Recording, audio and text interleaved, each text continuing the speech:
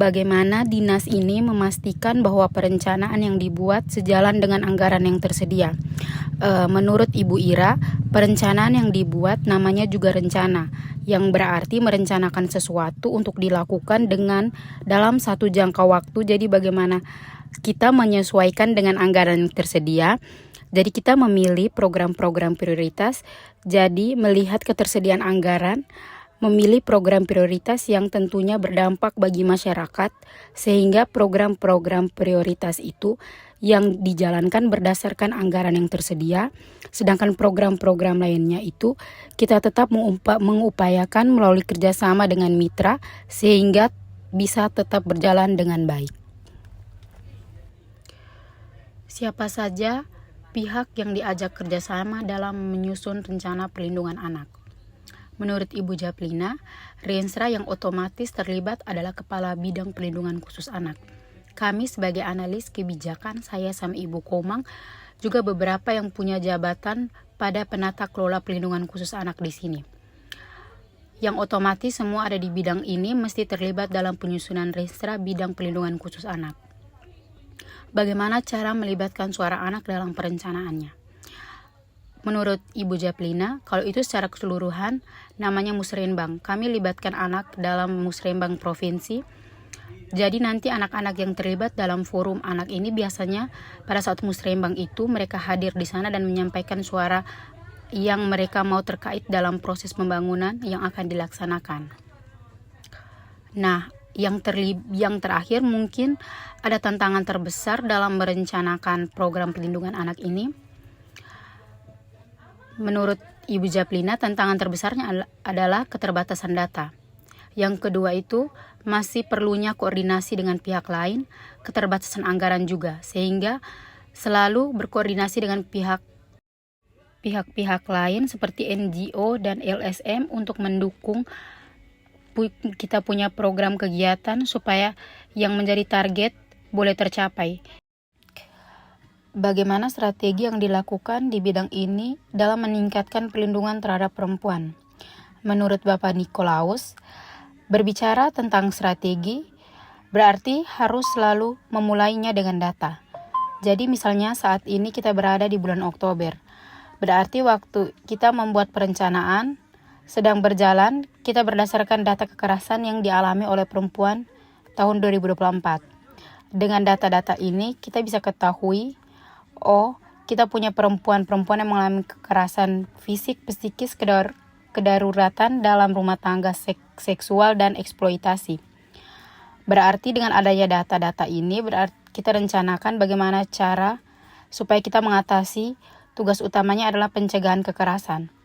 Penanganan terhadap kekerasan itu menjadi kewenangan teman yang ada di unit pelaksanaan teknis daerah perlindungan perempuan dan anak. Mungkin apa program kegiatan prioritas yang sedang dijalankan untuk menekan angka kekerasan terhadap perempuan? Menurut Bapak Nikolaus, di tahun yang kedua ini segala bentuk kegiatan pencegahan terhadap kekerasan terhadap perempuan dalam bentuk sosialisasi, komunikasi, informasi, dan edukasi itu kita lakukan baik secara offline maupun online. Offline maupun online ini kita libatkan seluruh kelompok perempuan, kelompok masyarakat, kemudian tokoh agama, perguruan tinggi, media, dan lembaga lainnya kita libatkan dalam apa bentuk partisipasi masyarakat khusus perempuan dalam siklus perencanaan dalam bidang ini. Menurut Bapak Nikolaus, partisipasi khususnya perempuan dari setiap kegiatan yang tadi sosialisasi, komunikasi, informasi, dan edukasi itu di akhir dari kegiatan biasanya kita pertanyakan kepada kelompok bagaimana saling mengevaluasi sesama, bagaimana mereka menilai pelaksanaan kegiatan, dan bagaimana kegiatan itu baik bisa dilanjutkan terus dengan merangkul diri. Itu juga bagian dari partisipasi kelompok perempuan.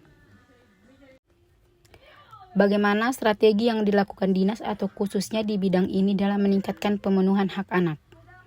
Menurut Ibu Astuti, untuk strategi sendiri, kalau di dinas ini strategi dilakukan untuk pemenuhan anak-anak salah satunya dengan cara sosialisasi ke sekolah-sekolah yang baru kami melakukan sosialisasi baik itu ke anak usia dari 0 sampai sekitar 17 tahun. Jadi nanti kami melakukan sosialisasi di SD, SMP, dan bahkan di SMA. Adakah program prioritas apa yang sedang dijalankan untuk memenuhi kebutuhan dalam hal pemenuhan hak anak?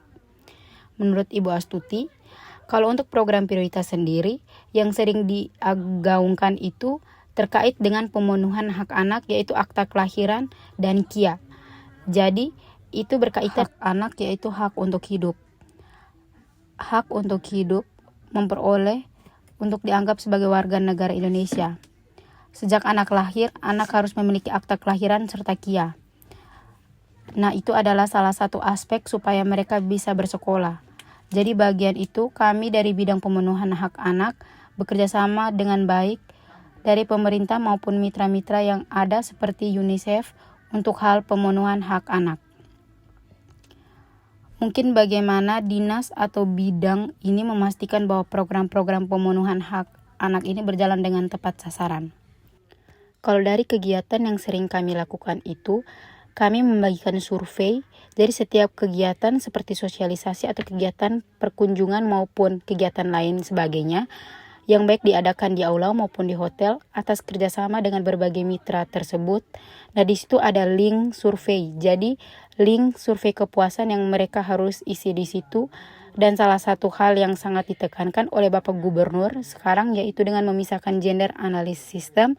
Jadi di situ kita bisa memilah dalam satu kegiatan itu laki-laki berapa, perempuan beberapa yang hadir dan harus menentukan kenapa laki-laki lebih banyak, kenapa perempuan lebih banyak dari data tersebut. Jadi dari data-data tersebut yang akan kami olah untuk mengetahui bagaimana sih respon dari mereka untuk kegiatan yang kami laksanakan itu. Indikator apa yang digunakan untuk menilai efektivitas perencanaan program P2KB? Menurut Ibu Melty, indikatornya bahwa pelaksanaan itu dilaksanakan tepat sasaran sesuai dengan target yang diberikan. Ada 3 program, yaitu program penanganan penduduk, program keluarga berencana, dan program keluarga sejahtera. Ada target yang kami harus penuhi. Di situ bahwa kami berusaha untuk melakukan sesuai dengan target dan strategi untuk melakukan koordinasi. Bagaimana strategi jangka panjang dinas dalam perencanaan P2KB untuk mendukung pembangunan berkelanjutan? Menurut Ibu Melty, kami adalah bidang baru. Kami adalah bidang yang pecahan dari PKKBN. Itu sesuatu yang masih baru untuk dinas. Dinas Pemberdayaan Perempuan yang tadinya cuma mengurus kekerasan terhadap perempuan dan anak. Strategi kami adalah koordinasi, tetap kerjasama, tetap melakukan komunikasi yang baik. Itu saja strateginya.